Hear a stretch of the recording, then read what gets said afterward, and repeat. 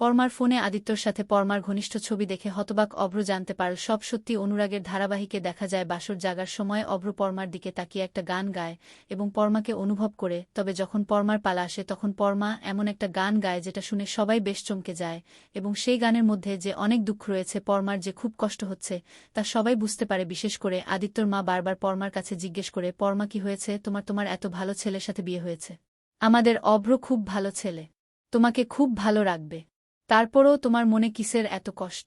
তুমি এমন একটা গান গাইলে। পরমা কথাটা ঘুরিয়ে নিয়ে বলে, আসলে আমার মনে যা এসেছে আমি সেটাই গেয়েছি। কিন্তু পরমা ভাবতে থাকে ওই আদিত্যর কথাই। অন্যদিকে অভ্র ভাবতে থাকে, এ কি পরমা এরকম একটা গান গাইল? তবে কি ওর দুঃখের কারণ আমি?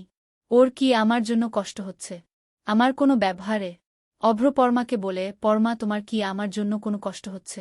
আমি কি কোনো অন্যায় করে ফেলেছি তোমার সাথে? যদি কোনো ভুল হয়ে থাকে তাহলে আমি তোমাকে সরি বলছি, তুমি কষ্ট পেও না। পরমা মনে মনে ভাবে, তুমি তো নিজেও জানো না অভ্র, আজ থেকে তুমি আমার জীবনের সবচেয়ে বড় কষ্টের কারণ। আদিত্যমাকে বাসরের ওখান থেকে আদিত্যর বাবা ডেকে নিয়ে চলে যায় এবং যথেষ্ট রুডভাবে কথা বলে।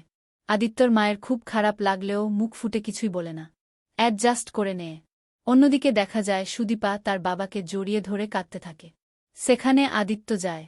আদিত্য গেলে সুদীপা আদিত্যের দিকে আঙ্গুল তুলে বলে, আমি আপনাকে ধন্যবাদ দিতে পারব না, আপনি বুঝতে পারছেন? আর 1 মিনিট যদি আপনি দেরি করতেন তাহলে কি হতো?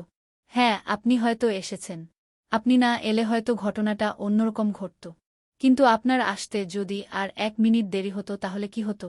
আজ আপনি আপনার পরিবারের কাছে চলে গেছেন, এই নবীনপুর গ্রামে আমাদেরকে একা রেখে চলে গেছেন। ভেবেছেন আমাদের কথা ভাবেননি, তাই আমার সবাইকে চেনা হয়ে গেছে। আদিত্য হিমাদ্রি বাবুকে বলে, হিমাদ্রি বাবু, আপনার মেয়ে যা বলছে তা হয়তো ঠিক, কিন্তু আপনার মেয়ের পড়াশোনা অনেক ভালো হলেও বুদ্ধিটা অনেক কম। তবে হ্যাঁ, আমি আমার নিজের কাজে যাওয়ার জন্যই আমার বাড়িতে গিয়েছিলাম, সেটা আমার ভুল হয়েছিল, আমার জন্যই আজ এরকম কিছু হতে যাচ্ছিল। সুদীপা আদিত্যকে বলে, আর এই জন্যই আমি আপনাকে কোনোদিন ধন্যবাদ জানাতে পারব না। হিমাদ্রি বাবু বুঝতে পারে সুদীপা দিন দিন আদিত্যর সাথে খুব রুড ব্যবহার করছে। অন্যদিকে দেখা যায় পরমাকে নিয়ে চৌধুরী বাড়িতে যায় সবাই। বধূবরণের ব্যবস্থা হয়ে যায় এবং ছোট কাম্মা অর্থাৎ আদিত্যর মাই পরমাকে বরণ করে। দুধে আলতায় পা দিয়ে যখনই পরমা ভেতরে ঢুকবে তখনই পরমা দেখতে পায় সামনে আদিত্য আর অভ্র ছবি। আদিত্য ছবিগুলো দেখে আদিত্যর কথা ভাবতে ভাবতে একটু অন্যমন মনস্ক হয়ে যায় পরমা। আর তখনই পাটা অন্যদিকে দেয়। দুধে আলতার ওই থালাটা কাত হয়ে পড়ে যায়, যেটা দেখে প্রচণ্ড ক্ষেপে যায় গায়ত্রী চৌধুরী এবং চিৎকার করে বলে, এটা তুমি কি করলে? এই অমঙ্গল তুমি কি করে করলে? পরমা বুঝতে পারে যে হ্যাঁ, ভুল হয়ে গেছে তার। সে ওই আদিত্যকে দেখে একটু অন্যমনস্ক হয়ে গেছে। কিন্তু আদিত্য কোথায়? কখন আসবে আদিত্য ভাবতে থাকে পরমা। গায়ত্রী দেবী খুব রাগ করলেও ছোট কাম্মা বিষয়টা সামলে নেয় এবং দুধে আলতার থালাটা আবারও দিয়ে বলে সুন্দর করে পা রেখে আসতে। পরমা দুধে হালতায় পা দিয়ে আবার ভেতরে আসে। অন্যদিকে অভ্র ভাবতে থাকে, কি হচ্ছে কি এসব? পরমা কেন এমন করছে? কেনই বা পরমাকে এমন লাগছে? সবাই মিলে পরমাকে নিয়ে অভ্রর ঘরে যায়। অভ্র যায়। পরমাকে নিয়ে যখন সবাই চেঞ্জ করতে যায়, পরমার ফোনটা বিছানার উপরেই থাকে।